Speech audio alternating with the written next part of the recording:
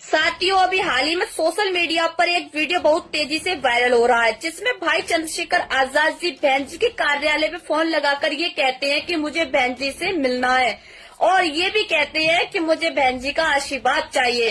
अब आशीर्वाद का क्या मतलब है, ये तो आप सभी लोग अच्छे से समझ रहे होंगे। साथियों, कुछ समय पहले जो राजस्थान में चुनाव हुआ था, जिसमें भाई चंद्रशेखर आजाद जी ने हनुमान बेनीवाल से गठबंधन किया, वो हनुमान बेनीवाल जो आरक्षण विरोधी था।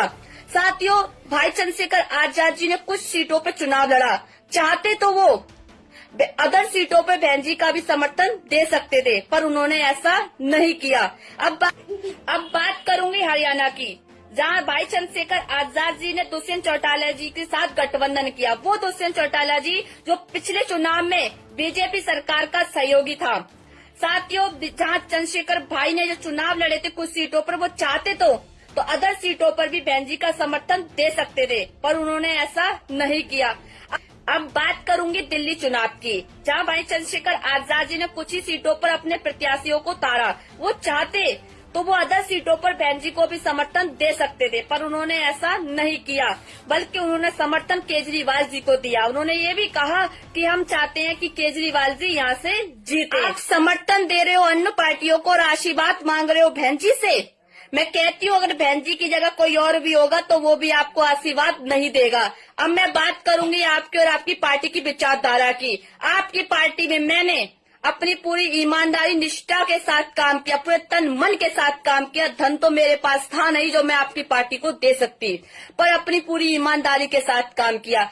इस बात को बच्चा बच्चा गवाह है। हर कोई ये कह सकता है कि एकता सिंह ने भीम आर्मी और चंद्रशेखर भाई के लिए पूरी ईमानदारी के साथ काम किया। मैं आपकी पार्टी के लिए राजस्थान, हरियाणा, दिल्ली, यहाँ तक कि नगीना भी मैं आपके प्रचार करने के लिए गई।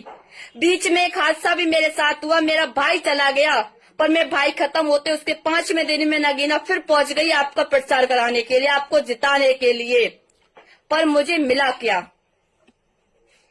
जब जिले और मंडल के लोगों ने मुझ पर टीका टिप्पणियां की, मेरे कैरेक्टर पे उंगली उठाई गई। जब इस बात की शिकायत मैंने ऊपर की तो मुझसे ये कह दिया गया कि पार्टी संगठन की बदनामी होगी, इस मामले को यहाँ दबा दिया जाए। तो मैंने भी ये सोच लिया था कि हमारी पार्टी के कुछ लोग गंदे हो सकते हैं, पर हमारी पूरी पार्टी गंदी नहीं है। इस बात को सोचते हुए मैं चुप हो गई, पर फिर भी मेरे ऊपर टीका टिप्पणियां बंद नहीं हुई। इसलिए मैंने राष्ट्रीय लेवल, प्रदेश लेवल, जिले, मंडल सबसे मैंने यही कहा कि मुझे जिम्मेदारी दी जाए, जिससे कि मेरे ऊपर जो टीका टिप्पणियां हो रही हैं वो नहीं होंगी। पर मुझे आज 1.5 साल हो चुका है। 1.5 साल से बस मैं एक ही बात बोल रही हूँ अपने राष्ट्रीय लेवल के नेताओं से कि मुझे जिम्मेदारी दी जाए, पर अभी तक मुझे जिम्मेदारी नहीं दी गई। मैं पूछना चाहती हूँ कि एक लड़की जो आपके लिए पूरी ईमानदारी से काम कर रही है, उसको जिम्मेदारी देने में ऐसी क्या आपत्ति आ गई आपको?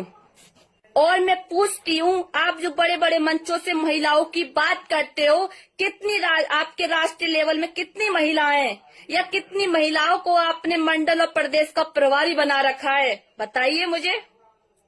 पर अब मैं कहती हूँ कि अब मुझे किसी पार्टी संगठन की जरूरत नहीं है। मैं बाबा साहब की वो शेरनी हूँ।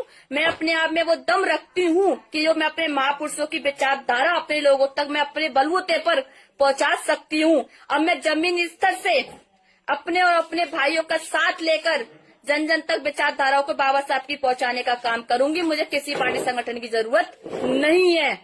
और मैं अपने सभी भाइयों से ये भी कहूंगी कि आप समर्थक बनिए, अंधभक्त मत बनिए। और हाँ, मुझे ये भी पता है कि आप कुछ भाई बन मुझे गलत बोलेंगे, मुझ पर टीका टिप्पणियां करेंगे, तो मैं कहती हूँ वक्त सभी का आता है। आज वक्त मेरा आया है तो आने वाला समय भी आपका हो सकता है। इसलिए समझदार बनिए, अंधभक्त किसी के मत बनिए। जय